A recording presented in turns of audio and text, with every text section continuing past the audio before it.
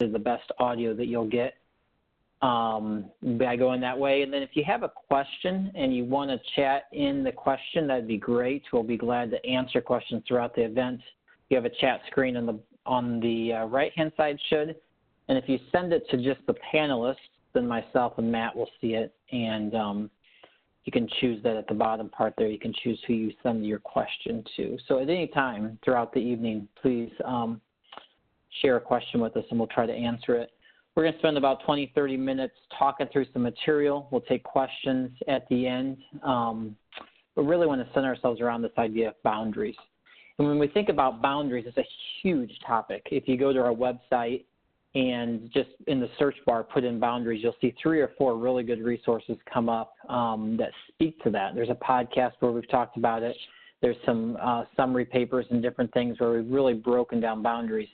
But as Matt and I thought about this evening and tried to bring a purposeful kind of specific piece of content to the audience, the topic that we settled on was this idea of discouragement and protecting against discouragement in mentoring.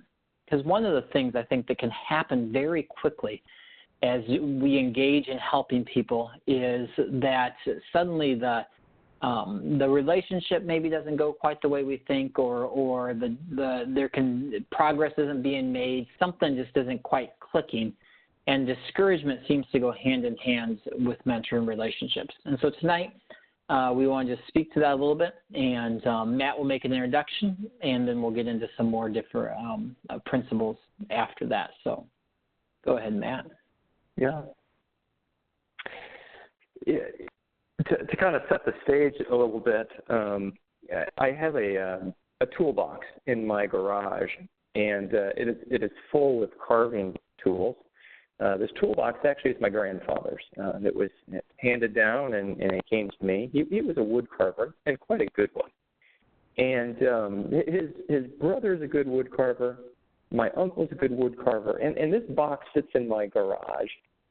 I have not yet tried it, because there's some hope. I guess there's some hope in the fact that I might be, but I might be sorely disappointed if I tried and found out that I'm not. And so it just sits there in my garage.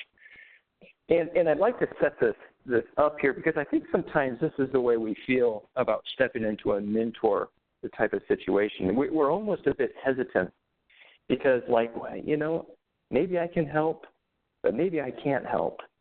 And I would rather hope that I could and not try than try and not help.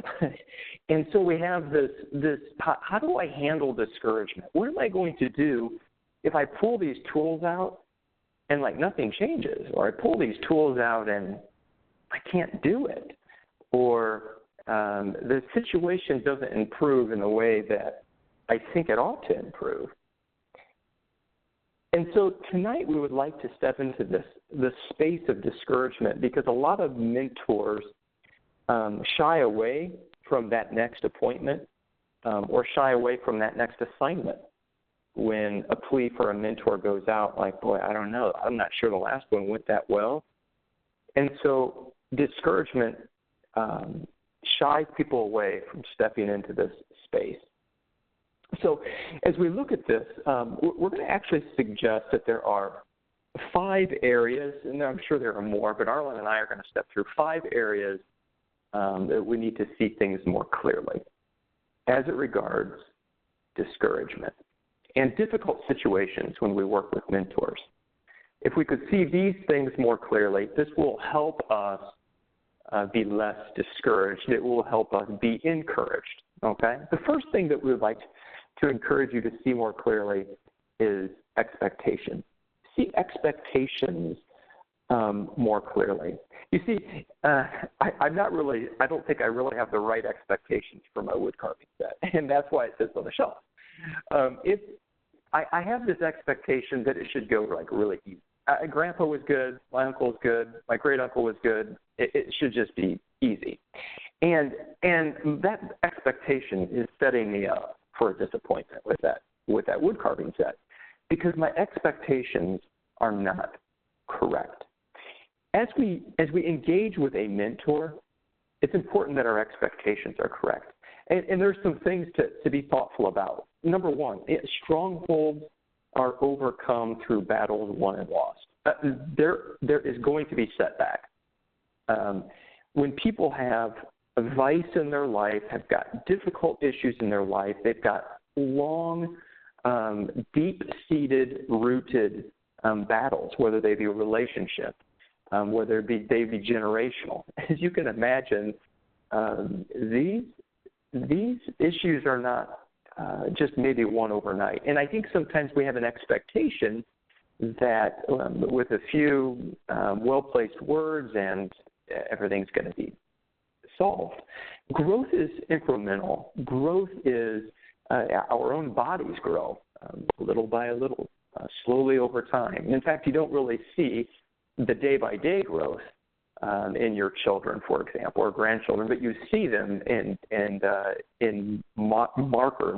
yearly markers for sure, incremental. And so the first thing to see clearly is to see this expectation of working with an individual as this is going to take a long time. There are going to be some things that are not going to be solved quickly, and I'm going to expect to have some bad reports. I'm going to expect to have a mentee maybe have a relapse. We're going to press into that, okay? And by having my expectations now more clearly, that helps me stay encouraged when things appear discouraging, okay? Arlen? The next one that we're going to talk about is the idea of brokenness. And it ties in pretty closely with this idea of expectations. But we want to see this concept of brokenness clearly because by nature, we are entering into relationships with someone, and most likely there is going to be some type of brokenness within that individual, just as there is a type of brokenness within all of us. And I think what's really important, a couple of points to kind of go along with this, I think what's really important is to highlight what God does with brokenness and be willing and able to continually keep that in the forefront of your mind as you work with someone. If you go ahead and click next, Matt, God is not going to stamp out the possibility of problems, similar to what Matt just said there, but he's going to redeem those. We see that concept, we see that principle in the gospel first and foremost, where in our brokenness he enters into that and makes something beautiful out of ashes. And he is going to do that in all of our lives if we keep our hope and our focus on him. So what that does for us as the helper is it really gives us the opportunity to be a hope giver and to share hope with people who are in the midst of brokenness. What's hard, though, is that as we are engaged in that process, we can begin to lose hope ourselves, or we can, if we don't keep that perspective right, we can begin to forget that very basic promise. And so, as we talk about getting our mind oriented here and kind of our sight clearer, there is a daily discipline almost as you work with someone, or maybe it's a meeting discipline, I'll put it that way, before each meeting you're going to have with someone to reorient yourself to the hope of the gospel and to the reality of what God does through both brokenness and how he redeems that. And that will give you the proper perspective, and it will help you speak that hope then to the individual you're working with. Arlen, as you explained that, it occurred to me too, God allowed the serpent, right? He allowed it to happen. In fact, all brokenness, all that we see in this world has been allowed by him. And I even think that in that way, that whenever we see it, we see God's stamp of allowance on it. And that stamp of allowance means that there's hope for it. I think it's like connecting the dots here. And when our mentee or when the person we're working with has brokenness in their life, that's the perspective for seeing that clearly. For sure. It shows that he is engaged. Yeah. And he is required.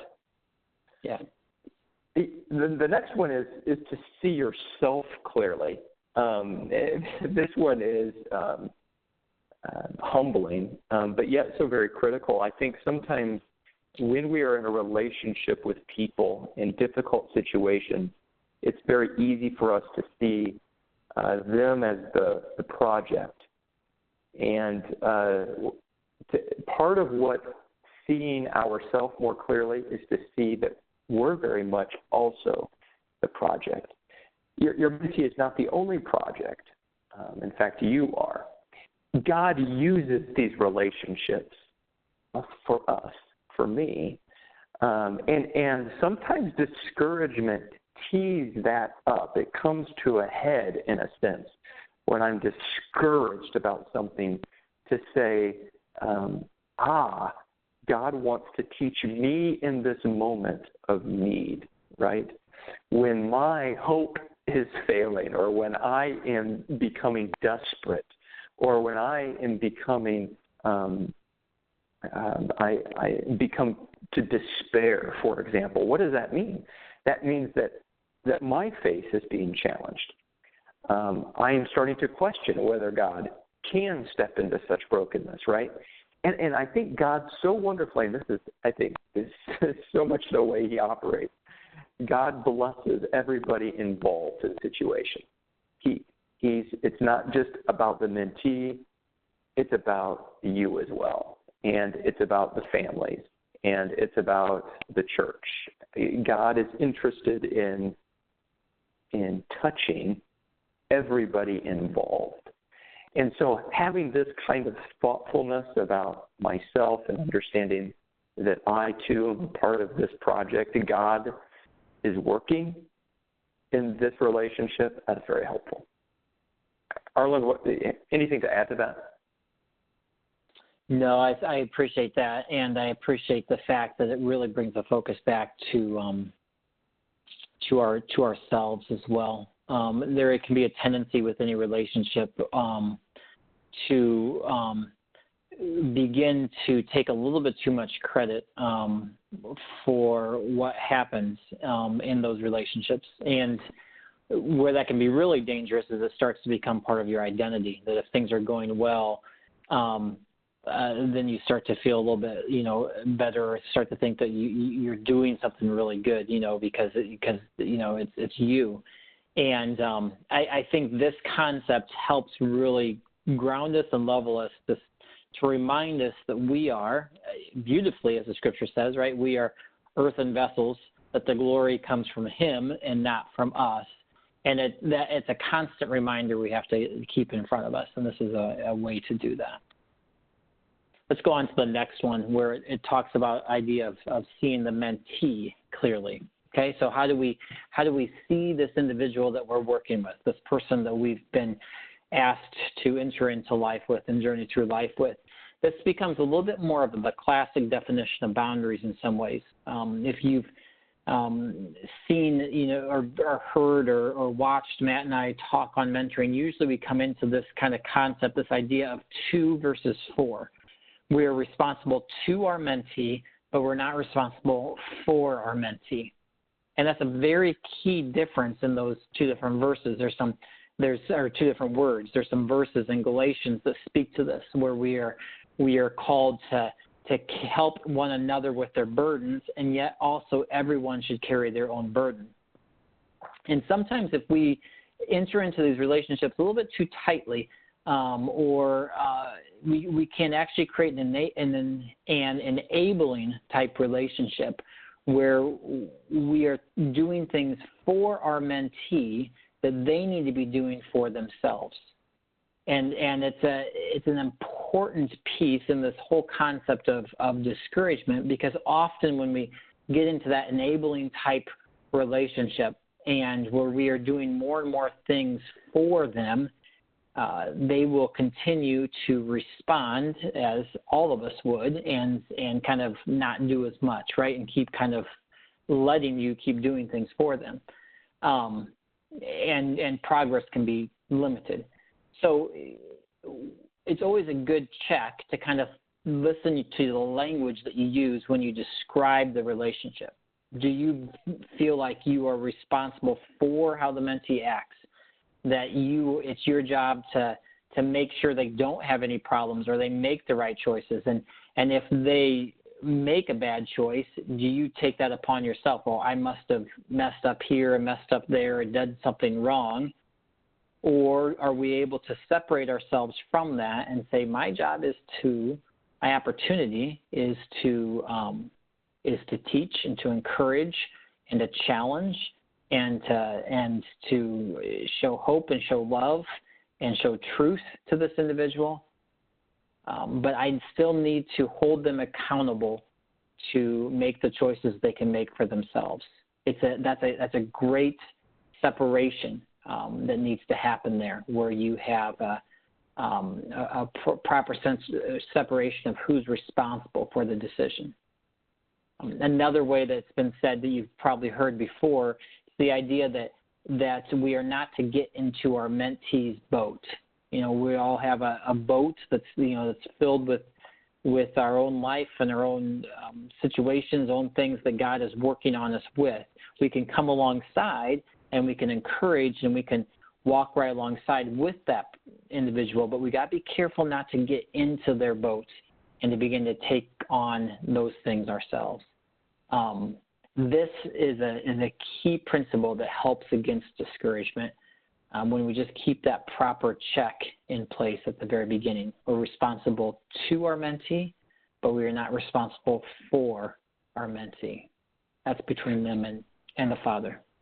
Arlen, I think, too, sometimes we need a person in our life close enough to help us discern that, too.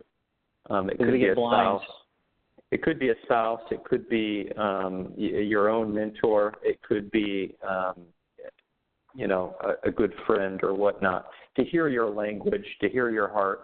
And sometimes we're too close to the situation. We don't, but that 2 and that 4 is very helpful. And so sometimes just sharing that language with that person in your life, saying, okay, you need to help me to be responsible. Right. The 2, but not 4, and then allow them to speak into that, because sometimes they can detect even maybe more clearly than we can. Yeah, that's a great point, Matt. Almost always we get a little bit blinded when we get close to a situation, and so a mentor of ourselves can help us see the forest from the trees. The last item here, concept to see clearly, is to see Christ himself clearly.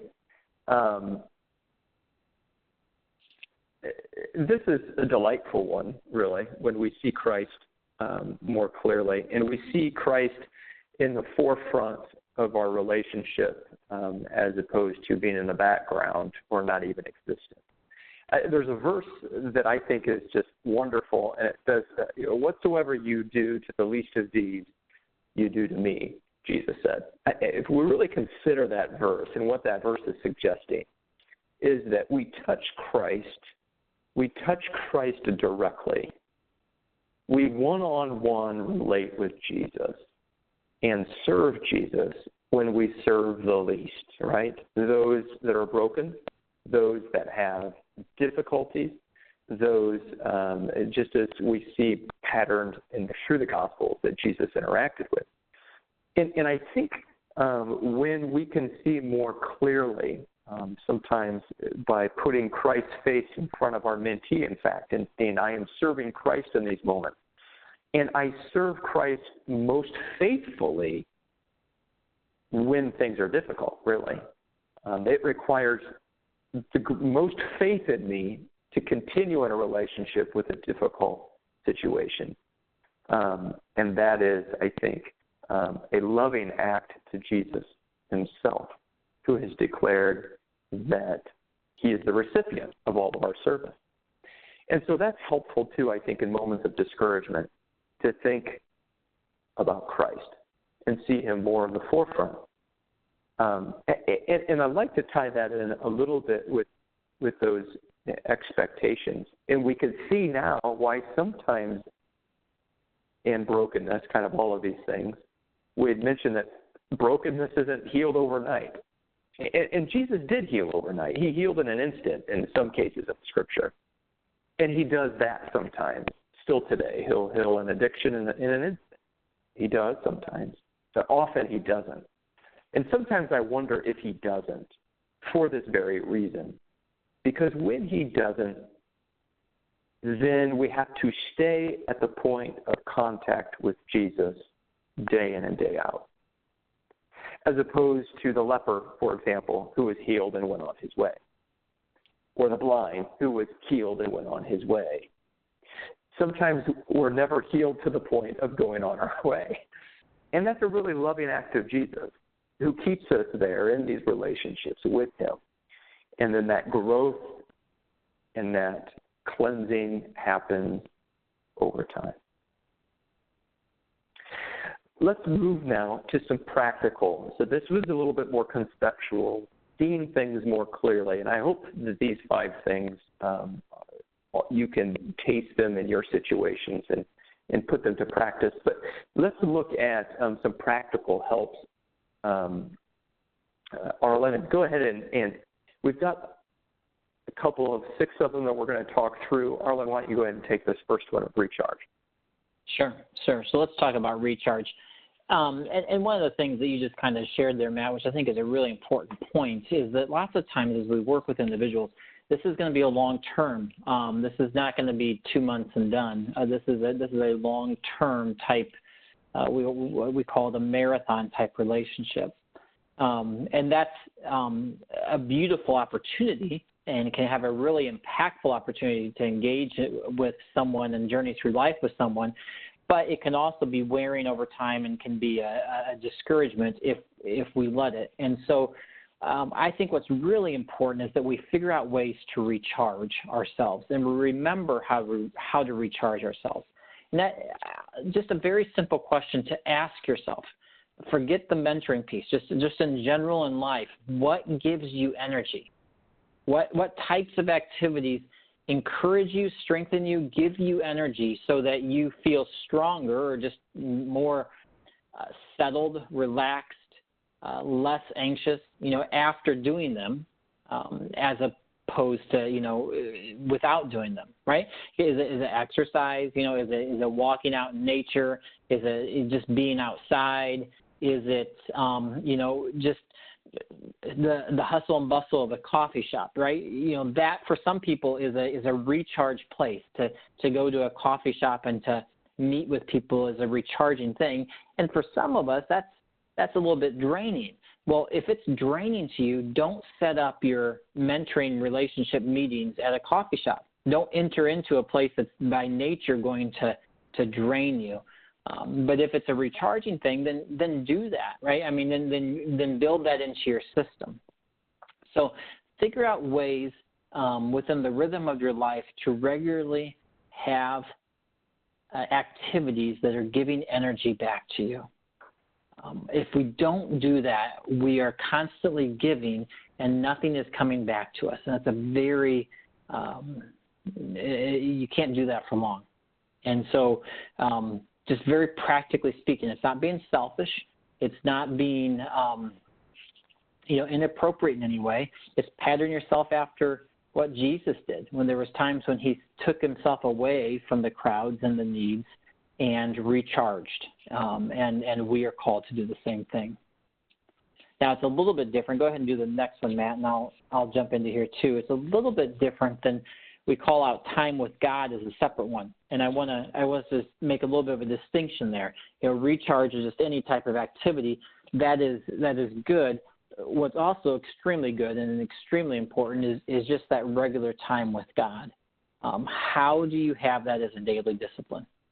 We are not going to be able to encourage and strengthen and help others if we are not spending time with the Father ourselves and being filled with his daily grace, every day.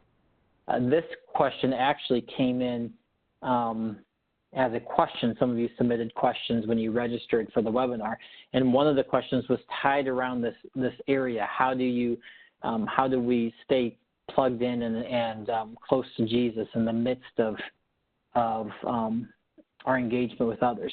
And that is a great point, and it's that critical point that we're bringing out here. And my encouragement is this. Go ahead, Matt. Well, I was just going to insert something that I thought of as you were talking about that, too, in that particular question. I think sometimes our minds are racing about issues. And to be able to deliberately set aside a situation with your time with God, I think is important. And that might mean writing down, okay, I know that I need to pray for so-and-so and these issues or whatever. I know that needs to be heavy on my heart, and it is, but it's not going to be now. Right. I'll pick that up later. And it could be as physical as writing it down and putting it someplace, and then going to the scriptures, or it doesn't have to be that physical in a sense, but I think that activity and that practice needs to be there. That's a great point. It actually ties in exactly with what I was going to bring up there, how this idea, when we are anxious about things and we are worried about situations and relationships, sometimes that can just kind of stir in the back of our mind, and our devotions can be robbed because we're always fixated on the other things that are in the corners. So what I have learned to do, what I've heard it called called clearing your cache.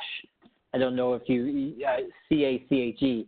If you have a phone, right? Sometimes in the back of your phone you'll have all these apps running, right? And those apps will strain your battery. And there's times when you're supposed to just go through and just close them all down, right? If you're not using them, close them all down. And so I've found times when it's really important for me, before I want to focus on my time with God, I literally, when I take my phone, actually in the notes section, I'll write down or I'll type in everything that's on my mind and kind of clean it out. And then I can focus in on recharging, in this case, with God. And then I can get to those things later. I'm not forgetting them. They're captured. They're there somewhere, and I can commit them to prayer and get to them later. Whatever works for you, figure out a way for both of these, to have recharge time and to have healthy devotion time with God, where you are his child again, learning from the Father. I think something really important too, Arlen, is just to realize that the best way to love people is to do that.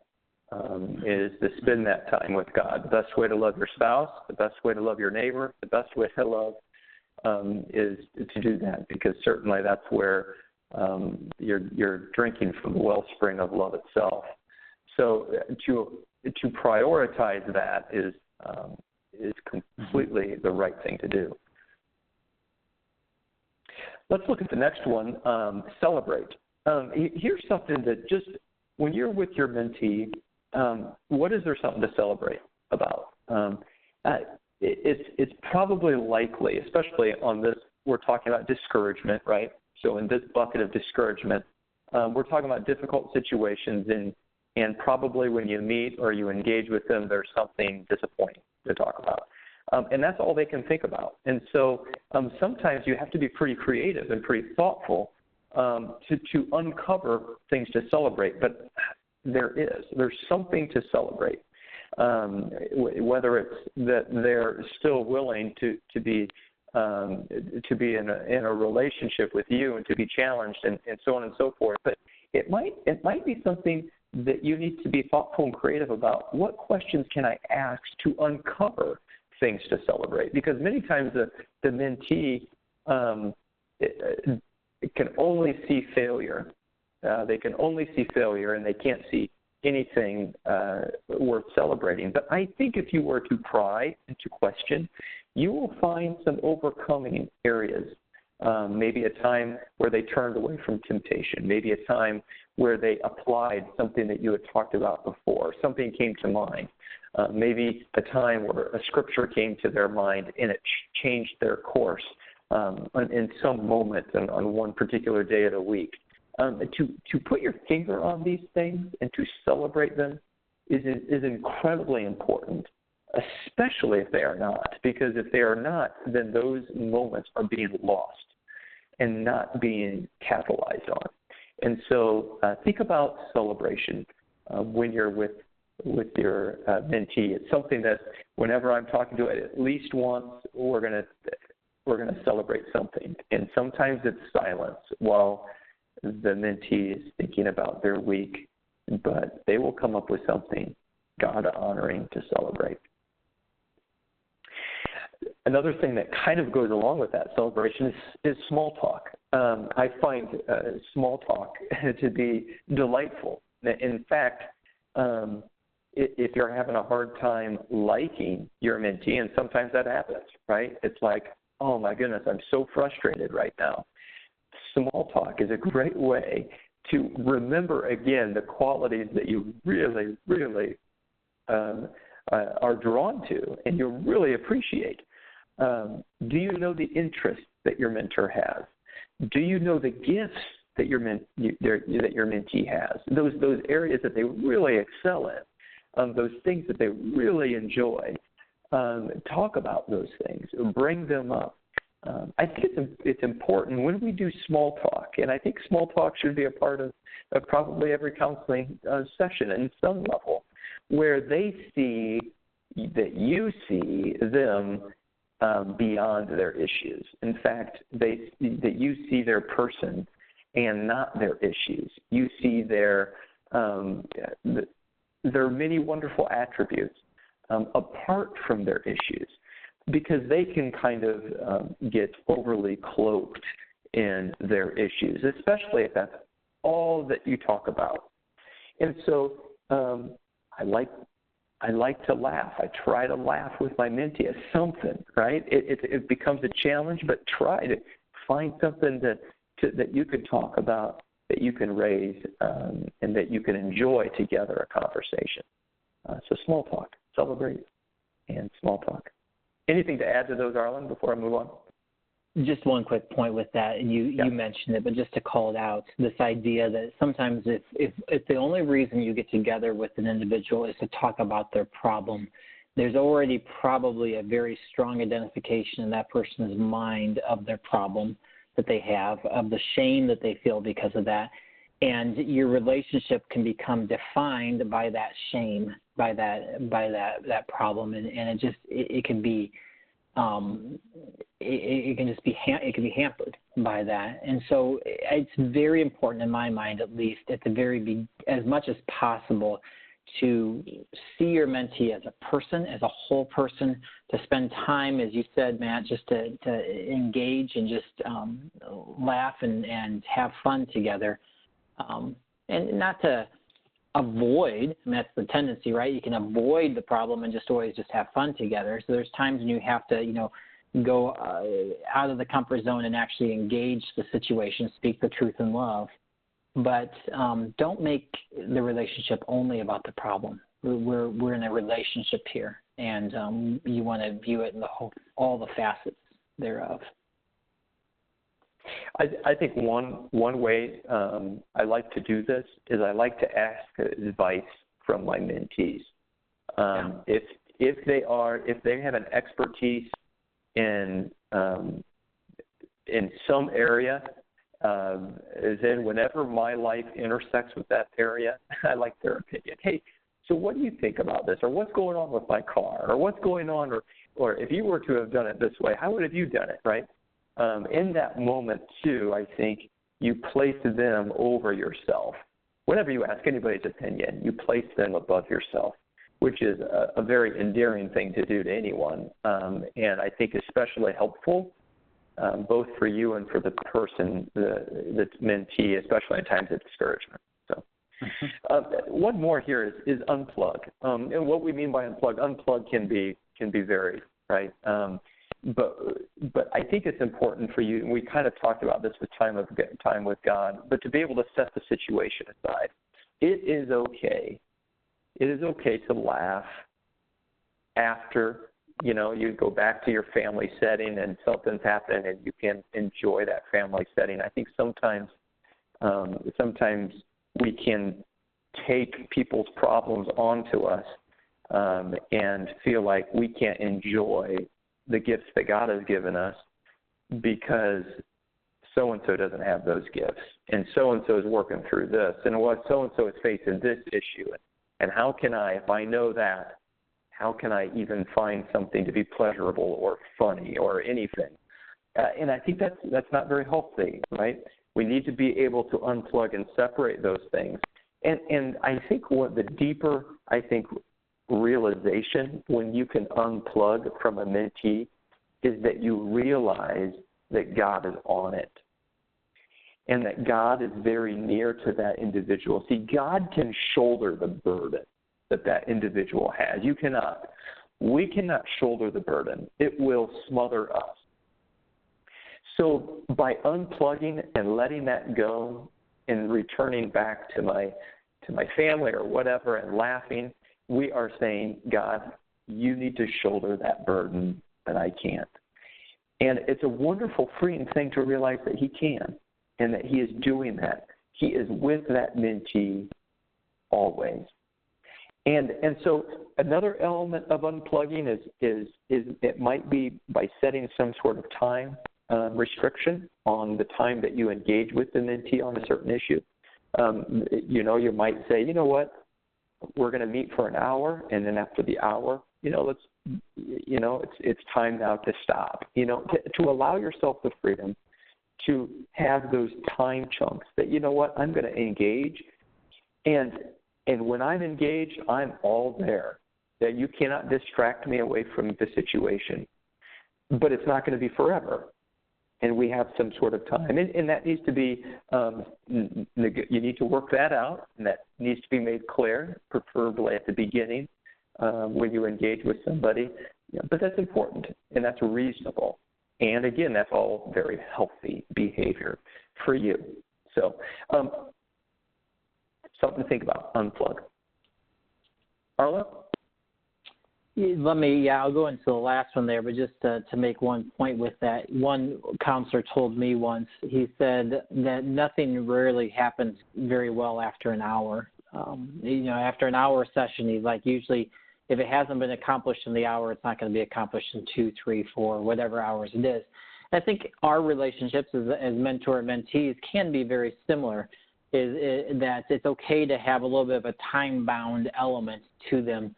And communicate ahead of time and then stick to that. Because what can begin to happen, as Matt just shared, is we can begin to take a little bit too much credit for success or failure in a relationship, and kind of think through what we did or didn't do and how that led to this or didn't lead to this.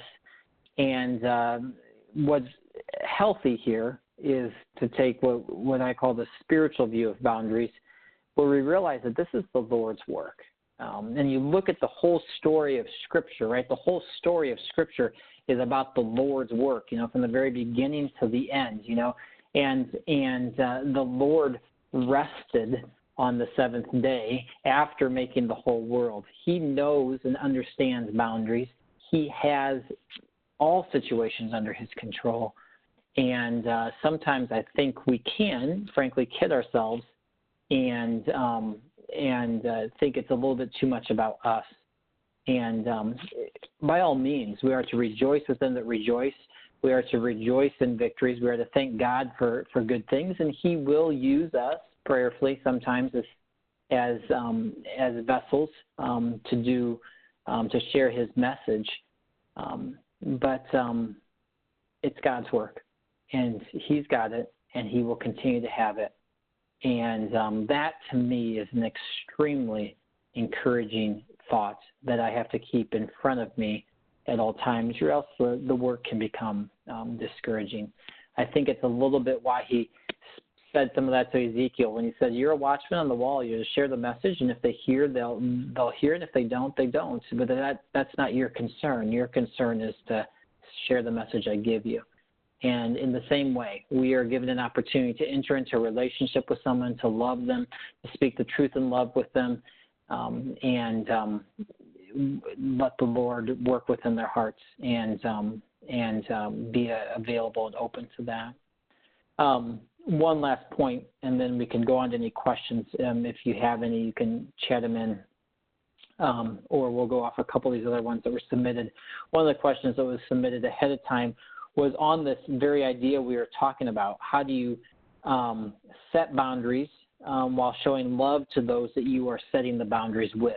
To some extent, it can seem like if you are kind of putting boundaries around a relationship, that person can read that as not caring or a little bit too strong.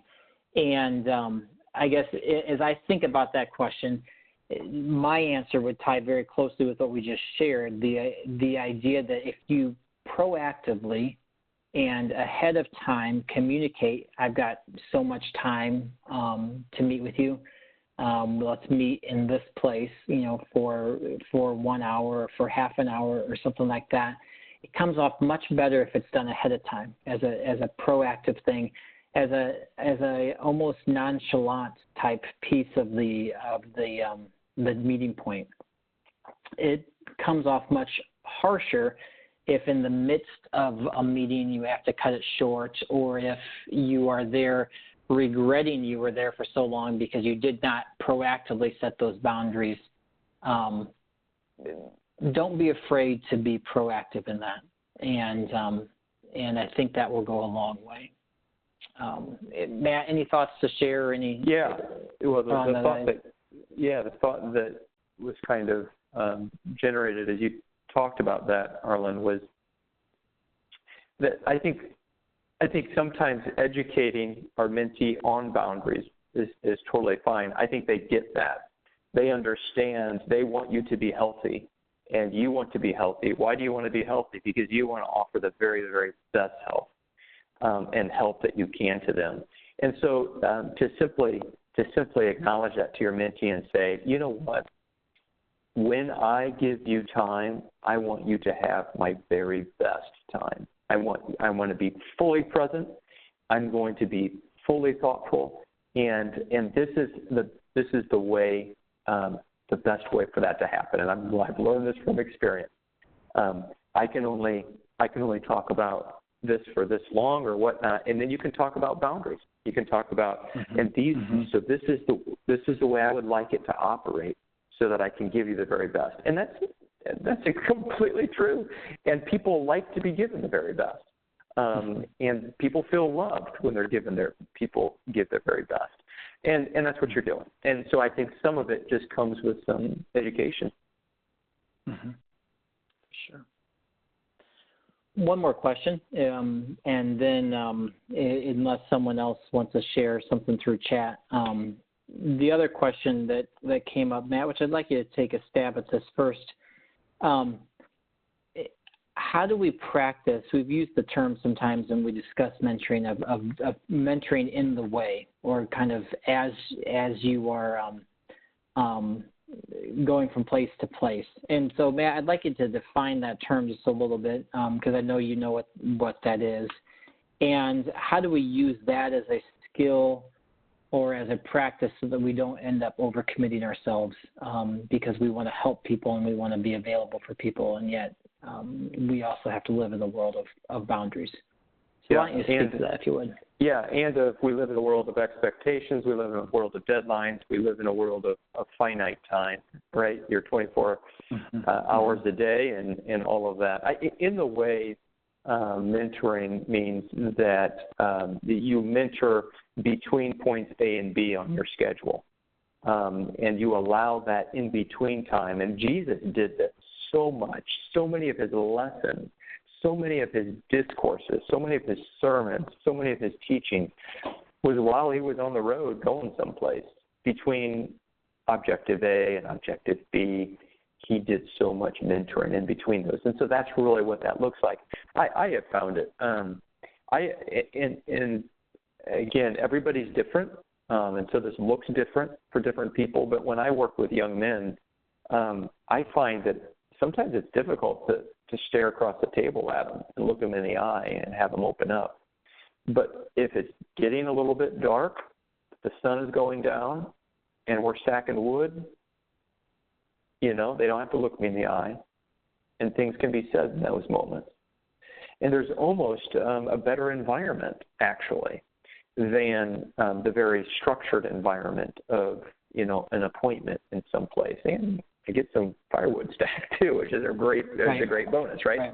So that's an example. And I know that there are errands you run. I remember, the same type of thing. And I was running a load and needed to pick up some wood and was trying to schedule this in. And I'm like, why not he jump seat with me? And we had the conversation while we went up, and what was great about it is we were able to have a ton of small talk, and some of these other things that were so good. And we got to the brass tacks, and I got my load picked up and unloaded, and that was fine. That works for some people. I think it does require a little bit of thoughtfulness, but whether that's shopping for groceries or cleaning and those types of things. Anyway, some ideas. Arlen, what are yours? Yeah. No, that's a great thought. I know my wife loves to take the kids to the library, but she also loves to take someone with her when she goes to the library. And the kids are over there reading books and looking at things, and she usually has some really nice time with the individual that she's taken with. I think it becomes a mindset and a mentality to just think through, what are you doing about the day, and could you invite someone into those activities in a way to engage. I think the caution is I could be guilty of it looks like, okay, I'm trying to get free labor out of someone as I mentor them, right? Not right. That's not what we're trying to do here. It's the idea that we're trying to have time together and be realistic about the finite world that we live in, and prayerfully enter into that. And I think God will open up opportunities. I think one way too, Arlen, I know having conversations, not all conversations could be had at the dinner table at church lunch, but we do have a pattern. Yeah. If the individual goes to your same church, we do have a pattern. And sometimes a person has reached out to me and I say, hey, you know what? Can we make a point to sit next to each other at church? It could be for a service. It could be at lunch. And those can be some wonderful moments as well. Again, not all conversations can be had there, but there's a lot that we could interweave right into our normal patterns. Mm-hmm. Mm-hmm. Well, that was the last of the questions I had. Okay. Really appreciate everyone joining us tonight and the opportunity to share. And did you have any kind of closing thoughts, Matt, that you wanted to share before we sign off? No. Thanks. Okay. Thanks, everyone, for being here.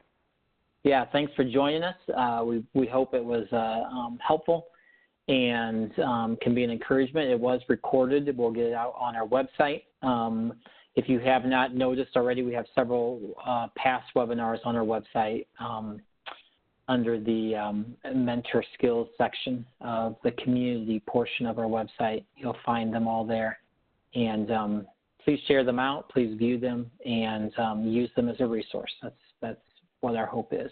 So thank you again for joining us, and thank you for what you do each day as you encourage others. We really appreciate it. May God bless. Goodbye.